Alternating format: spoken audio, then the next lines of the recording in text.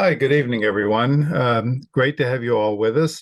This is a timely presentation as we're approaching the end of the tax year, and we wanted to offer some insights from one of our great volunteers and key supporters, Hugh Connor, who's Senior Portfolio Manager and Wealth Advisor at RBC Dominion Securities. And Hugh's generously agreed to sort of take us through some of the financial strategies and ideas that we can use to help sort of optimize our financial position at the end of the tax year.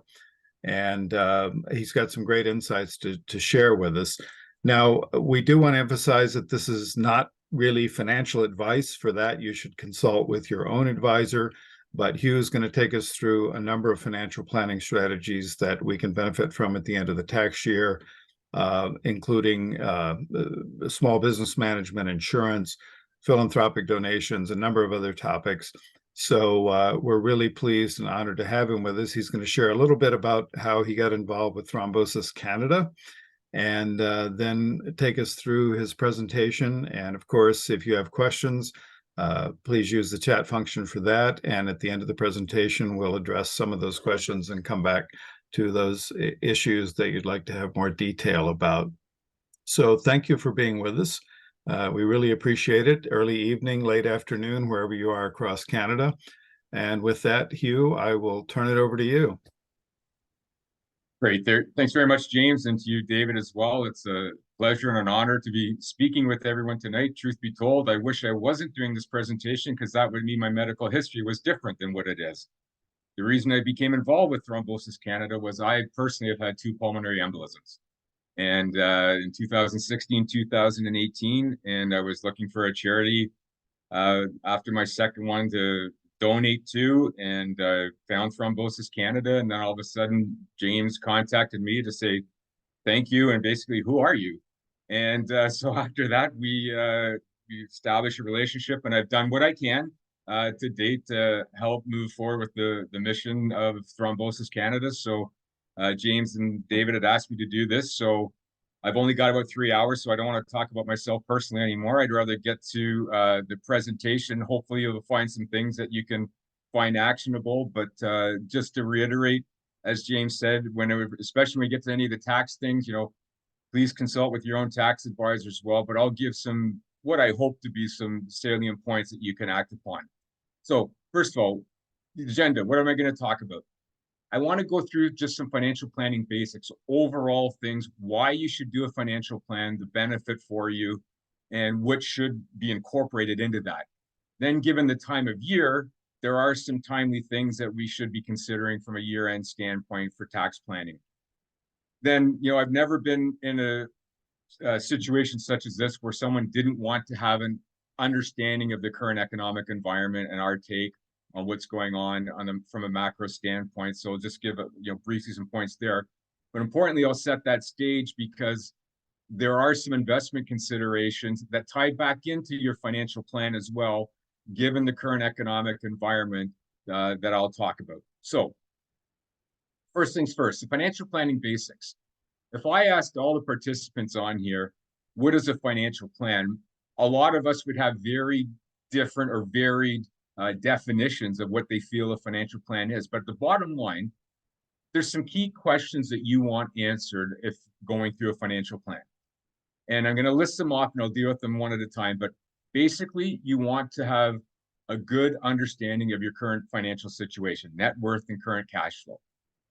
The next is basically, in a nutshell, do I have enough money to live throughout retirement? So depending on the life expectancy you want to put in, you want to make sure you have the sufficient funds. And then there's a risk management portion. If I die unexpectedly, unfortunately, is my family sufficiently provided for?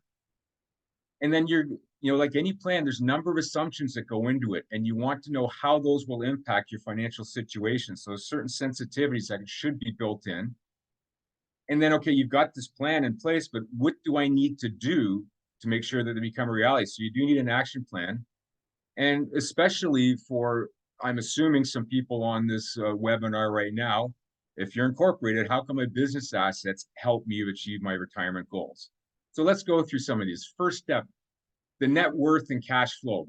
We want to an analysis of your current financial position. We need to know where we're starting from. I like to say your financial situation, it's like a jigsaw puzzle.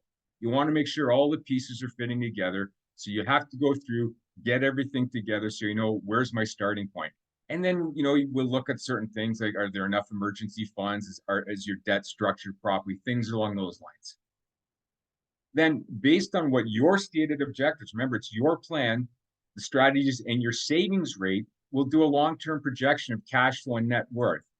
And one of the trickiest things people come across is, okay, you know what your income is going to be. A lot of times people haven't really wrapped their head around what their expenses are on an annual basis, and more importantly, what your expenses are in retirement. So we'll map that out, so we'll see what the future would hold.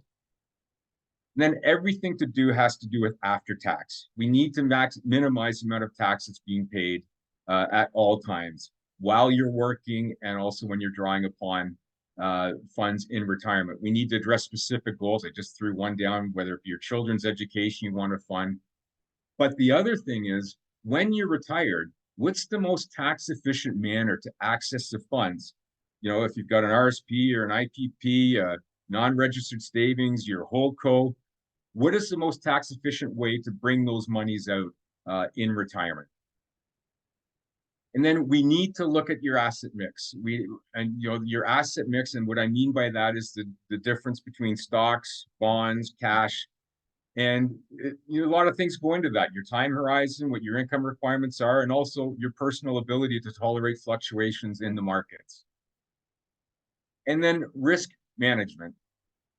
God forbid, we end up on the other side of the grass too soon, but you want to make sure that you are prepared to have your family continue on in the lifestyle of the companies if something should unexpectedly happen to you. And that's not just death, but also disability. And usually that is done with permanent life insurance. And there's going to be a couple times I mentioned that. But as I mentioned, life insurance, and it's specifically permanent, which is you own the policy and it's for life as opposed to term, which ends after a certain period of time. Most cases, it is far more beneficial for the corporation to pay the premium. So keep that in mind whenever I talk about insurance. And when I talk about insurance too, that portion I just talked about is income protection. The other use for insurance, though, is at death to minimize the impact of the tax bill. And so if you've got a permanent insurance policy, that can be used there. Then estate plan review. We need to review taxes payable on death. Obviously, we want to minimize those. We want to make sure all your beneficiaries are designated so we avoid probate on those things. We want to minimize probate as much as we can. And we're going to project out to your life expectancy. And we want to make sure you understand your stated objectives. And, it's not enough just prior to death to put these plans in place. There are a lot of things you need to do now such that your beneficiaries receive what you want at death. So the one thing that is very time sensitive, if we ever talk to anyone, if you do not have an up-to-date will or powers of attorneys, that's the one thing that we pound the table on. You need to do that right away because you do not want the courts deciding the distribution of your assets. Then finally, we're going to illustrate this graphically. Every year, you'll know what stage you're going to be at. And then you can make decisions. We can change the assumptions. The plan's not a one and done. But it's going to show you the situation you're in at various stages of life. And so finally, to tie it all up, the financial plan is your plan. It's the most important thing that you can do from your overall financial situation, because we always talk about your rates of return, your portfolio, et cetera, like that, but none of that matters compared to benchmarks or indexes. How am I doing with my plan? And the plan shouldn't be once and then shelved away. You have to update it every year because you've got assumptions built in there. If something material changes, you have to do that. But you want to get the forecasted years out and put an actuals out there. But you also need to have a summary of the key recommendations with times going through it. I get it. Doing this stuff, it's one of these things that no one regrets doing. They know they should do it, but it's one of these things that kind of the can gets kicked down the road. It's the financial equivalent of a colonoscopy. No one wants to do it, but you should. So you got to get to it, get it done. But then your annual review should come back to the plan, and it's designed to give you comfort and peace of mind that you're on track, regardless of what the economic environment is. So that's my pitch for why you should do an overall financial plan. But let's talk specifically about some year-end tax planning tips. And I'll go through each one of them. I'll list them off and I'll address them in more detail. There's tax loss selling, capital gains deferral, tax installments. I'm going to talk TFSA. I have to bring up individual pension plans, and then charitable donations. Certainly not an exhaustive list, but it does cover a lot of the major points that you want to consider this time of year. So tax loss selling, what is that? What it is, it's a strategy of selling securities that are at a loss that can offset capital gains that you might have realized during the year. So let's imagine you're dealing with me and you've got lots of realized capital gains during the year because we've done so well managing your money. But then you've got another advisor where you've got unrealized losses with the securities. And sometimes those losses, those holdings no longer meet your investment objectives. Consider selling those securities to offset the gains that you've already realized. And the key thing here is you have to do that transaction before December 27th. There's 2-day settlement. So for the trade to settle this year, December 27th is the last trading day. And one word of caution, you have to beware of what's called the superficial loss rules. If you take the tax loss, you or a connected person, spouse, etc., cannot buy back that security for a period of 30 days. Otherwise, your loss is not permitted. And another thing to understand is that once your capital gains for the current year have been offset, if you've still got losses, you can carry those back for the 3 previous years or forward indefinitely to offset future capital gains. So that's always a key strategy to look at is tax loss selling. The other, capital gains deferral. If, again, you've got unrealized capital gains, some things have gone very well because of the advice you've been receiving, consider delaying that until 2024. Hang on for another month, because if you realize the gains at the beginning of 2024, that means you're not paying the tax until April 30th, 2025. Whereas if you do it this year, it's obviously next April. And if you realize the gains in 2023, it reduces the amount of capital losses you could carry back. And if by chance, for whatever reason, your marginal tax may be lower in 2024 than 2023, you certainly want to take advantage of that as well. So deferring capital gains, deferring tax in general is always a strategy. Tax installments. If you're required to make quarterly tax installments, make sure you do it by December 15th to avoid any late charges. And if you've missed any payments during the year, make sure you get those done by December 15th as well. But I will give a little word of advice. It might be advantageous to base your installments on your estimated taxes this year rather than what the installment notices say. What CRA does is they take a look at the taxes you paid in the previous year and assume you're going to pay that this year. I myself can say a few years ago, I sold a number of securities. I needed the funds for other purposes. And so the next year, my installment payment requests were much larger than they otherwise would have been. And I checked with my accountant. We figured out, no, there's no way I'm going to owe that much. So I didn't pay it. But just be careful. If you underestimate, you may be subject to some interest and penalties. TFSA contributions. It's not so much a time-sensitive things because you do not lose the contribution room. But if you haven't done your tax-free savings account contribution, you should do that sooner than later. $6,500 is the amount for this year. You know, the tax-free savings account, without getting into the weeds here, it's one of the freebies that you should be taking advantage of that the government gives. Tax sheltered growth, you withdraw it at no income. But here's the thing about withdrawals to keep in mind. If you're thinking of making a withdrawal in the next little while, do it this year before December 31st, because the way the tax-free savings account works, you can withdraw at any time, no income payable, and the following calendar year, you can recontribute what you withdrew.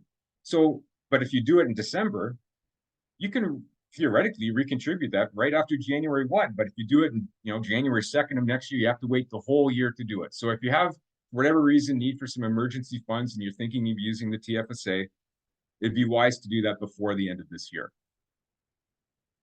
So This is beyond the scope of this presentation, but I have to get that term out if for some reason someone hasn't heard it. An individual pension plan, it's a defined benefit pension plan designed for incorporated business owners and professionals, which I'm assuming many of you are.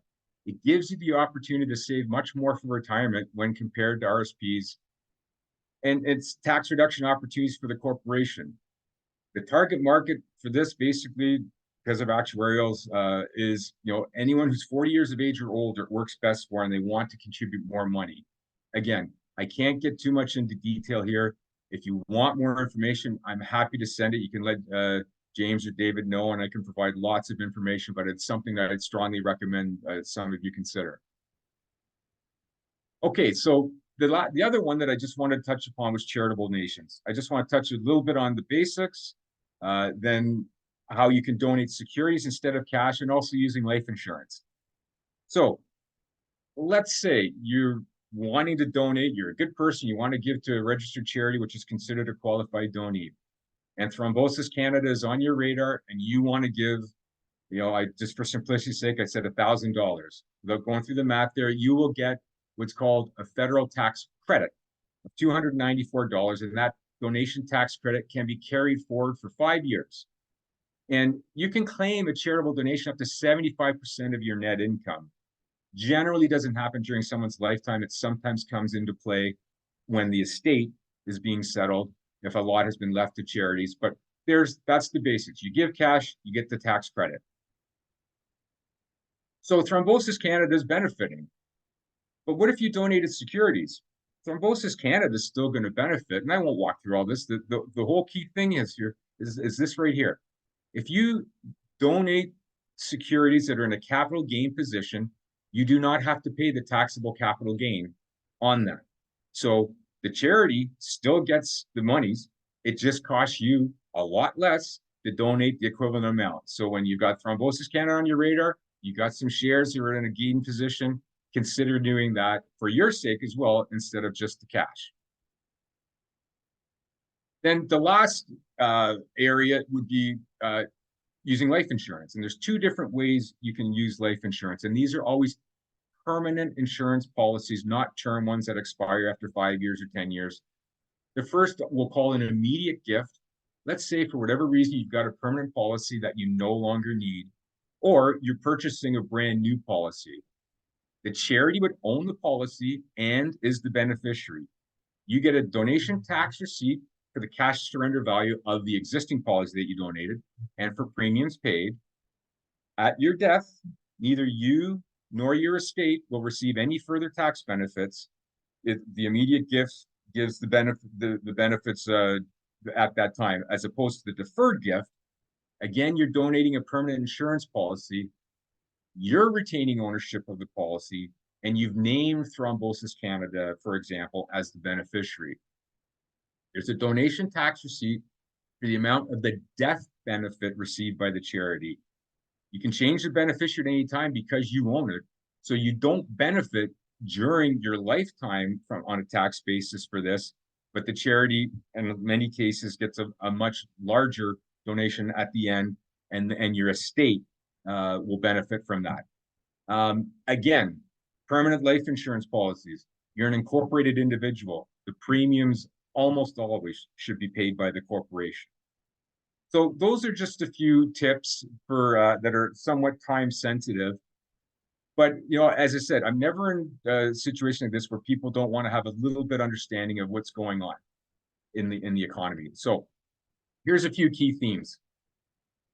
Inflation, that's been the big one. It's coming down, and it should result in central banks holding interest rates. I'm going to touch base on each of these. The recession's still likely across developed nations, and I'll tell what the implications of that are. Housing is still an issue in Canada. I won't get into that one in more detail. Suffice to say, first of all, we don't have enough supply, but there are a lot of mortgages coming due in 2025, especially, that are at much lower interest rates. And if rates are still at the rates they're at now, there's going to be a lot of people in a lot of trouble from a cash flow standpoint. That's going to impact consumer spending, which could make a recession more likely if we don't get the rates under control right now. And so we need to manage for the long term and look for some opportunity with rate cuts. So let's talk about this. As you can see here, inflation. The central banks got it wrong. They thought that inflation was going to be, you kept hearing the word transitory. It was not. It was much stickier than they thought. But we seem to have wrestled it down now. You can see the forecast for Canada specifically down to 2.3% next year, 2024, well within the Bank of Canada's target rate. So we've got that under control, it seems. So what's happened is we had to raise rates faster than we have had in decades. And that's because they were late to the game. They should have been raising rates sooner. Far be it for me to criticize central banks. We may have done one too many rate hikes, in my opinion. That's just a personal opinion. But these interest rate hikes have wreaked havoc on the markets and the bond market as well. The bond market in 2022 had its worst year ever because of this. The stock market was also down in 2022. That's the first time in 50 years, over 50 years, that the stock market and bond market have both been down in the same calendar year. For perspective, think of the last time the Leafs won the Stanley Cup. That's the last time, basically, that the stock and bond market were down in the same year. But it looks as though we're done with interest rate hikes, and that is huge. In fact, we don't believe, the RBC Economics doesn't, we're not the only one, the bond market is telling us this too. Sometime in the second quarter, there's likely going to be the first cuts in interest rates, and that will be a tailwind for markets. I'll get into the investment implications for that. Now, what is this about interest rates and why has it been so important? Because what the central banks are trying to do is slow the economy down so that there's price stability. I'm not going through each of these indicators you see in gray on the left. I'll touch on the yield curve and unemployment. Basically, central banks have two almost conflicting goals. It's a balancing act. They want to have price stability and they want to have full employment. The yield curve, I'll get into this on the next slide, shows basically what interest rates are doing, comparing the 10-year to the 1-year treasuries. The reason we haven't gone into a recession already is the labor market has been unexpectedly strong. And that's kept this I've been with RBC for over 30 years now. This has been the most predicted recession in the history of my career. And what keeps kicking that can down the road is the strength of the labor market. What we don't want to have, let me just show you here. Don't try and interpret this, but basically what this is saying is that a negative sloping yield curve. In layman's term, what that is, when short interest rates are higher than longer term interest rates, you've got what's called an inverted yield curve. When an inversion happens, in the last 75 years, that's been a predictor of a recession sometime between 11 and 12 months after inversion. The inversion happened last June.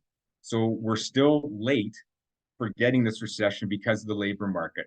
And the best way to explain this when I talk about inversion of yield curve, if you look at GIC rates, you can get a higher rate for a 1-year GIC right now than you can for a 5-year GIC.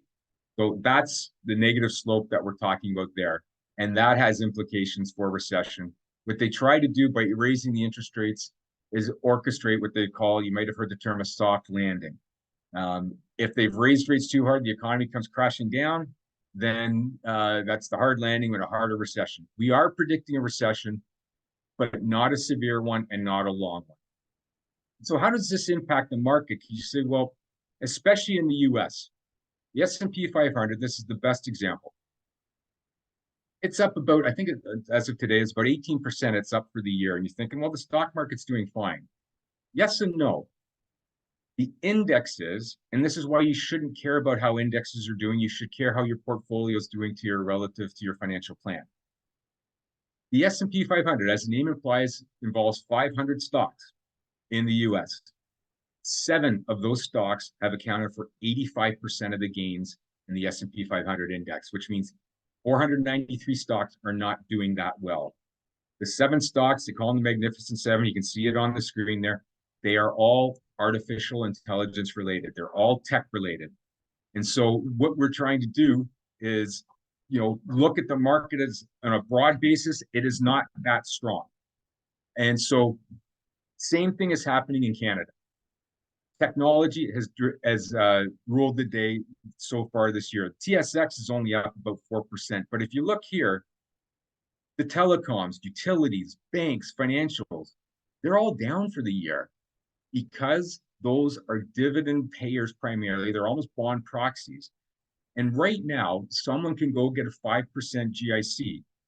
And someone who's agnostic about how they get their returns might say, well, why would I go in the market worrying about the dividend yield on that and take the risk when I can get those GICs? Well, that is very true. However, in a declining interest rate environment, those things change. Let me show you. This is a busy slide. I just want to show you one thing. Even in good years, there are bad stretches. Around 60% of the time, there's been 10% price downs or more since 1980. If you look at 2020, we all remember that fondly. The market went down in Canada 37% in 33 days, but it was up 6% for the year. So the only one that lost would be one who sold. So you have to look beyond the turmoil. Think of the markets as going up an escalator. They always go up. If you look at a long-term chart, the market has always gone up. But it's like going up an escalator with a yo-yo. There's ups and downs. As you're going up, there's ups and downs, and you have to be able to tolerate those. So, knowing that, what do we do going forward with this macro environment that I just laid out for you? And I'm going to point out two things here. Starting here, the TSX Composite, since 1986, has returned 6.2%. However, companies that pay and grow their dividend have significantly outperformed the market, have significantly outperformed companies that just pay a dividend, but significantly outperformed companies that cut their dividend and those that don't pay dividends. And I'll draw your attention to this right here. Dividends as a percentage of total returns by decade, 2011, 2020. 60% of the returns were due to dividends. What was happening there? If you recall the global financial crisis, 2007, 8, 9, coming out of that, the Fed cut rates 10 times coming out of that period. We're kind of in a similar situation right now. We're in a situation where the Fed and the Canadians central bank are going to be cutting rates. It's going to make those dividend-paying stocks far more attractive. So let's look at this. How do you get your return from dividend growth investing? There's three sources. The income, that's the dividend. So as a shareholder, just to be clear here, if a company pays a dividend, they're returning profits to their shareholders. So if you have a company that pays a dividend, they're paying you that income. If you've got growing dividend, they're going to be paying you higher income over time, and there's a high probability of a capital gain. Compare that to a GIC. The dividend, the income that you're getting is fixed. There's not going to be a higher income in the future. There's no capital gain there. And the risk you have is that rates will be much lower when that GIC comes due. So the analogy I like to give for if you have a stock portfolio of dividend payers, imagine you own an apartment building. And in that apartment building are your dividend stocks paying you your rent. And you're able to increase that rent. You're happy with that cash flow. There are times when the commercial real estate market may be under pressure. Your building's not worth as much. No building owner ever says, this has been a bad year for my building, I'm going to sell. No, you weather the storm, you keep the income stream going. And the biggest thing you can do, the silver lining when the share prices are down, if you're reinvesting the dividends, you're buying more shares at lower prices. When the water level rises and all the boats rise, these dividend payers, the share prices will grow as well. So that is the key message I'd want to take away. The same thing would go for bonds or any fixed income investing as a dividend growth. Dividend growth in stocks are like bond proxies. They are poised, maybe not in the first or second quarter, but in stable and declining interest rate environments, they do very well. So then just a couple other things I want to point out. Many people say, well, wouldn't it just be better to own the 7 stocks that were going up? well, if you can tell me which 7 are going up and which ones are going to continue going up, that would be great. But what I'd rather do is do a mechanical momentum investing process. You've heard the strategy of buy low and sell high. Well, what we want to do is buy high and sell higher. What we do is we have 10 stocks. It's strictly based on the price momentum. It's not the company that we care about. It's how it's doing. Most stocks that make 52-week highs go on to further 52-week highs. And so this way, you've got a built-in sell discipline as well. The other thing, just as an example, just for perspective, we don't know which ones are going to be the real winners in the AI world. The cryptocurrency stuff that's out there, or the weed stocks that were all the heyday, they all don't get high. Think about it this way. 100 years ago, there were 100 automobile manufacturers. They all didn't survive. So this is a more selective way. Humans left to their own emotions tend to make bad decisions. If you can mechanize things, this will capture the headline stocks. The best example I can give you is Shopify. That's one that we rode all the way up because the data told us to, and we got out as it turned. And as I said before, those Magnificent Seven stocks, they were down 60 to 70% last year. So then the other thing we hear a lot of times is, okay, well, if we know a recession's coming, why don't we stay out and then go in back at the bottom? If any of us could time the exact bottom or the exact tops, none of us would be on this webinar right now. It just simply can't be done. However, I'm going to point out something it's not market timing, but I am going to point out something that's very interesting in terms of market seasonality. And this is not my opinion. It's based on ever since stock market data has been collected. The 6-month period from November through April produces stock market returns that are well above average, far outperforming the May through October. 82 times the returns in the 6 months from November to April.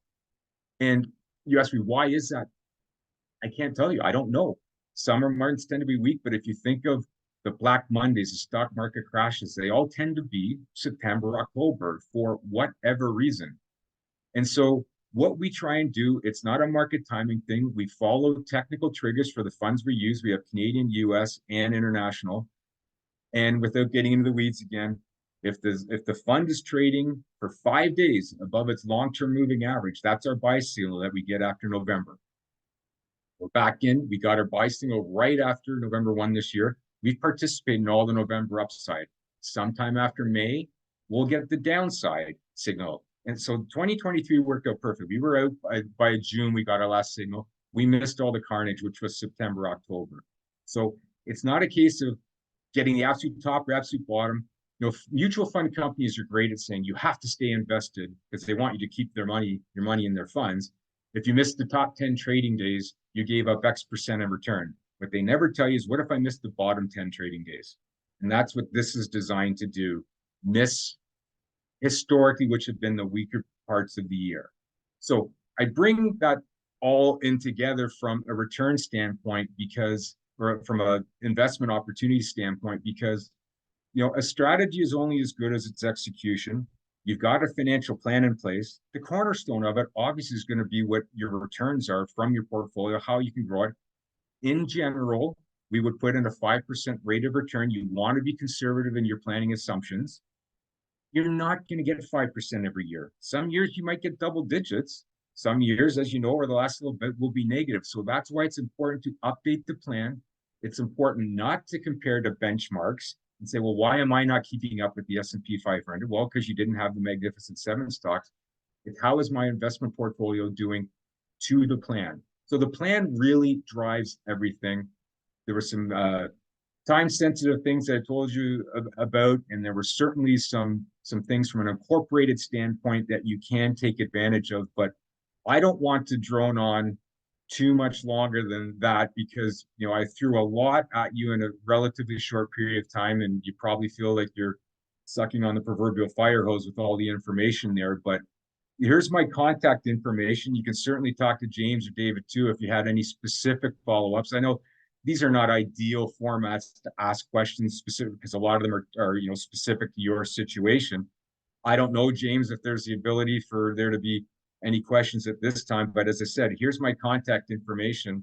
I welcome any opportunity to give anyone help, because as I said, I've got a vested interest with Thrombosis Canada, and you guys have done a lot for me. So if I can return the favor, I'm quite prepared to do so. So again, I appreciate it's been an honor and privilege talking with you. I hope there was something actionable coming out of that you can take advantage of. But James, maybe I'll turn it back to you and David if you want to take some questions. If there's anything that I can follow up with, please let me know. Yeah, thank you, Hugh. This is fabulous. David's monitoring the chat questions, so please send your questions in there and we'll try to address them. There's a lot of information, obviously, for people to digest. And I think for me, the key takeaways are, you've got a business, you've got a family, you want to manage risk, and you want to maximize your long-term potential in terms of retirement and taking care of your family and so on. A lot of us have difficulty sort of allocating the time to sit with our financial advisor and go through these kinds of assumptions. But I mean, I've been through the process myself, and it's actually not that painful. You spend a few hours, and experts such as yourself are able to take you through that. So what would you recommend is looking at sort of taking the first couple of steps on this? How would people go about finding a financial advisor, getting with their financial advisor, and sort of talking through these things over a few hours so that a financial plan could be put in place and optimized and implemented going forward? What would you recommend a couple of steps that people could take would be? Well, I would hope that they would have been offered it by their current advisor right now. Like I say that, if you go to someone and they just are managing your money and doing investments, it's kind of like investing with blinders on. You need to take the holistic look at things. So Yep.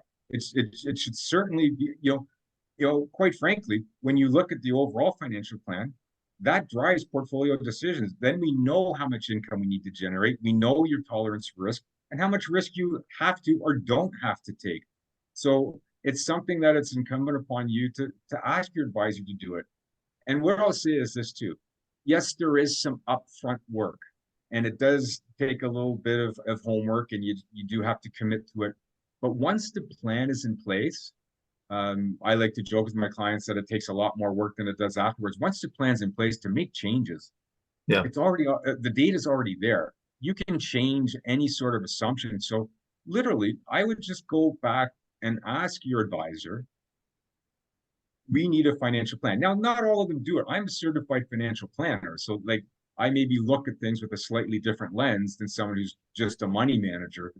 But again, you could go to a doctor and get, different treatments, slightly different diagnoses depending on who you speak with. So it's not like one's right and one's wrong.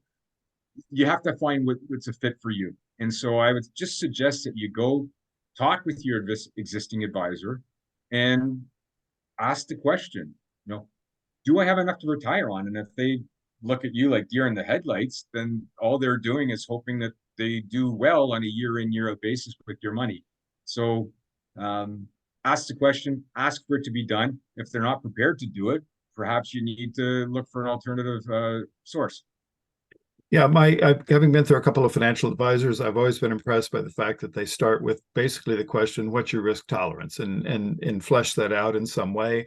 So it's really personalized in terms of, where you are in terms of your demographic age, your long-term plans with family and retirement and things like that. So it's really about what your risk tolerance is, how conservative or how risk taking you want to be in your financial plans too. And I think a good financial advisor really addresses those kinds of concerns. David, if I could just interject there, yeah. James, too. Risk doesn't necessarily mean, okay, I'm going to buy more penny stocks and I'm going to get, really aggressive with it. Risk can Right. also be staying in cash. In inflationary environments, you're losing purchasing power. And so you may think I'm being completely safe. You're actually taking risk by doing that. So, risk can go both ways, not taking the appropriate amount. But the only way, you can be asked a question what your risk tolerance is. But until you've got the holistic picture of your whole situation, it's kind of hard to answer that question. You know whether you can stomach the drawdowns in the market, but you don't know if you're on track to meet your plan. Yeah. If you don't have a plan, if you don't know where you're going, any road will get you there. Yeah. So Yeah, that's a very good point. And I think that relates too to the macro picture you gave us of the economy overall, because, you know, that's part of the risk management approach as well. David, are you monitoring the chat? Have there been any questions? So it Comments doesn't that have come in? appear that anybody has any questions. If you have questions later on, if you want to send it to us and we can forward them to Hugh, or you can send them directly, obviously, but you can send them to info@thrombosis-canada.ca. This webinar has been recorded and will be posted on the website within the next week or so. So if you want to hear part of the presentation, review it again, just watch for the email and we'll send you the link. And I want to thank everybody for joining us and joining Thrombosis Canada, and thank Hugh for the great presentation tonight. Thank you all and have a good night. Thank you, everyone. I appreciate your time. Thank you, Hugh.